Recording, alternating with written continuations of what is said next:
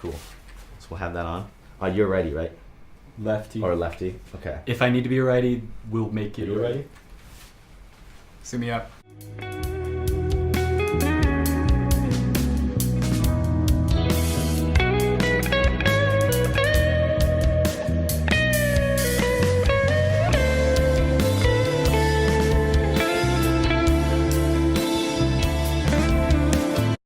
Okay, you are ready. Cool, awesome. All right, so this will be your right hand.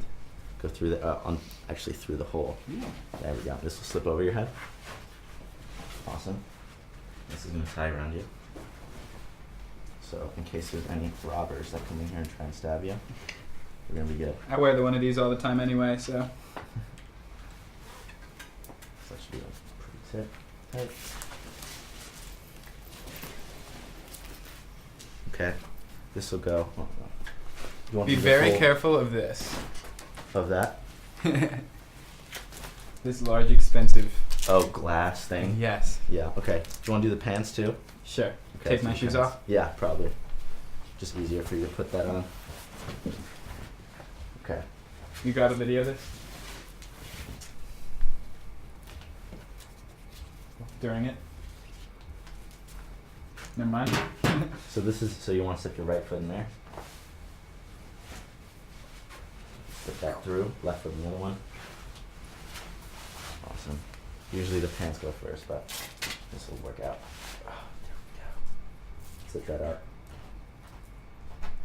Nice. Nice. Okay. So your right arm goes through here. Left arm goes through here. And again, usually it's the flash arm first, but we'll work this out. Perfect. How's it feel? A little tight? Kind of feels like skiing, snowboarding pants if they're a bit tighter. Okay. Yeah. So they're pretty breathable. I mean, Yeah, like I can You move can around sweat- really. It yeah. doesn't really restrict me at all. they are a little bit difficult. It makes once it you- hotter though. Yeah, a lot hotter. Are you I hot can every probably time you fence? Oh, you sweat so much, and it's the worst when you have to travel to a place like Wuxi in China. Or How far south is that? I mean, it gets pretty warm. I think it was like averaging like 85 Yeah. degrees while out there. So I'm gonna set this up so it's easier for you. What is this cord thing you're snaking with? So this is basically how the electric system works. So this plugs into the blade, and we'll see that later. Like through So every here. time you click the button and you hit them on the valid target area, like the metal part, Mm-hmm. it sends a signal that it hit the metal part and not a non-metal material through the line, because there's actually a wire in the blade, and then it connects to the socket, which connects to this wire, which then connects into like a moving cord that can move with you, which then connects into a scoring machine. So it's a pretty intricate intricate model and system. But okay, so you're gonna step your right foot through this hole at the bottom here. That one? This one right here. Right little there. loop. Yeah, perfect. There we go. You're gonna take this in your right hand. And And you stick it through. There we go. Cool. And you just put your left arm Got it. through there. There we go. Oh, now we're We're looking. in for business. You're doing So it. you're holding this every time you. Well, actually, no. So it's connected to your blade like this, so Mm. it's direct line, so you don't have to actually do too much of it. It's just hanging out there. Man, I'm so stoked to see how this looks. 'Cause I mean, I don't often get to fit people. I mean, a lot of coaches get to like fit younger kids and things like that if they work with them, but I haven't worked with kids in a long time. I'm a kid.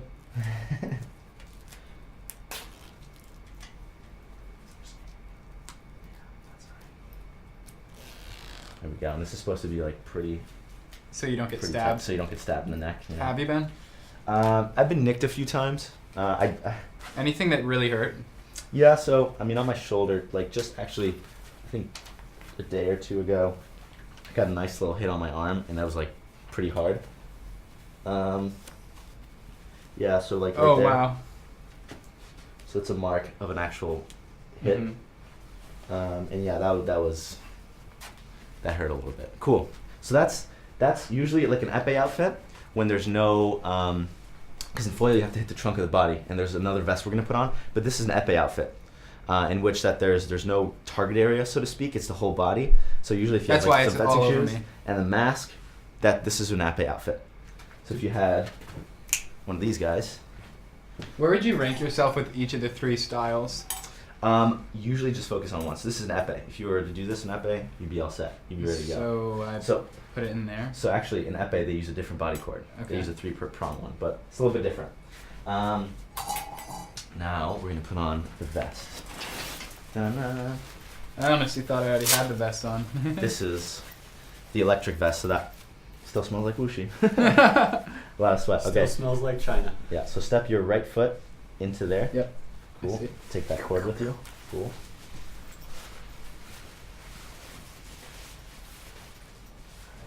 Yeah. Loop it. Okay, here we go. Go ahead. And then left arm through here. I'm trying. There we go. You got There? it. Yep. Cool. Wow. Sorry, it still smells like sweat. I mean, I can't believe you wear this. It's hot in these places, right? Yeah, it's pretty quick. I mean, pretty like, pretty. Right when you're done, do you just take it off? Yeah, and when I'm in Brazil, every time. Brazil. Yeah, Wow. yeah. It's like 90 degrees in Rio in the summer. It's a lot of fun. So, to the people that don't know, you're kind of from all over the place. Like, anytime I ask you where you're from, you give me a different answer. So Yeah. What's So kind of your story of how you've moved around, and like that must have helped you with seeing how different people did this. exactly. So I was born in France. I lived there for about 9 to 10 years. That's where I started fencing. Though I'd love to say France really inspired me to start fencing. It was actually Zorro. Watched the movie. Zorro was my inspiration, and my family as well. How do you say I'm so happy to be on the Natural United podcast? And In French? yeah, Je suis tellement content d'être sur le podcast de Natural United. there we go to our French viewers. There we go. So I started in France when I was about 9 to 10 years old. Yeah. Then I moved to the Chicagoland area, lived in Chicago, developed more of an American style with a coach there. And then I went to upstate New York where I was coached by someone from England. And he gave me like a more of a European style again. Mm-hmm. And then after that, I went to Ohio. I'm still at Ohio State University, finishing my last year. And here at the university, I had a Russian coach, a South American coach, and an Italian coach. So all 3 have very different styles. There's a few other big styles too. What were those? Yeah, so I mean, Italian are the best in the world. They have a very unique style. The French have a very cardio, footwork related style and less handwork, like actual hitting work. But there's a lot of different styles that conflict, and they complement or contrast each other. Oh, like certain are better against others? Yeah, exactly. So if you're So, like- the type of style that goes well against that type of country, you might have an advantage. If you're French and they're using footwork and you're better with your hands, that might be an advantage. Right. So the style has a definite play, but also the personality of the person that you're fencing. So some people, like from the Italian national team, some are easier to fence and some are harder to fence. For one of them, for example, his name is Luperi, Eduardo Luperi, and he's a smaller fencer, and he's very closing the distance, very counterattacking. He's super hard to hit. Well, I was saying He's before very, that I don't very, feel very restricted, but even now I feel like when I had my clothes on that like I could have gone faster with it than wearing this. Yeah, like it it's a holds little you more back for restricting. sure. It's a little more restricting. Yeah. So you got to be ready. And in matches with Eduardo Luperi, he's a very, very, I don't want to say slimy because that's a very negative word, but he's very difficult to hit, and he gets into distance, and he's very difficult to fence. Scrappy. Exactly. Oh, don't want to break that. You're good. Don't- Better that than a sword. I don't want to. He's very scrappy and he's very difficult to fence. And then there's someone like Andrea Casara, which is 6'5", 6'6", and he's very tall, and he's he can't doesn't have the ability to get down and get all scrappy So like that. I'm like 6'2", 6'3". That put me Yeah. at probably like a normal fencer's height because you Normal want like long fencer's height. arms. Yeah, exactly. If you're one of the shorter people, is your advantage that you can just do it faster because like you have Sure. less to move? Absolutely. Like There's your arm doesn't need as much space to a get lot of there. the Japanese team, 5'6", 5'7". So they play to their. They play to their They advantage. play whatever size you are. You have to adapt to that. Like Exactly. you can't play the same strategy. Exactly. So we're gonna throw on this little mask, and this is the mask I used at World Championships. It has a double strap. These are one of the new masks. Cool. We'll have you. Yep, still smells like Wuxi. So that goes all the way on. Yep. So you want to actually even more, so you can even go on farther. Is it really tight in there? Is that good? Mm-hmm. You feel like you can see? Well, I should have moved my hair. Okay. Yeah. You should probably move your hair back a little bit. Yeah. Yeah, I so mean, you is wanna long see hair through not it. a thing in fencing? Not really? as much. I mean, Just people 'cause it's usually wear a annoying. headband or something to wear it back. There we go. Much better. Yeah, so you want it perfect. Now we're ready. Now we're good. So perfect. There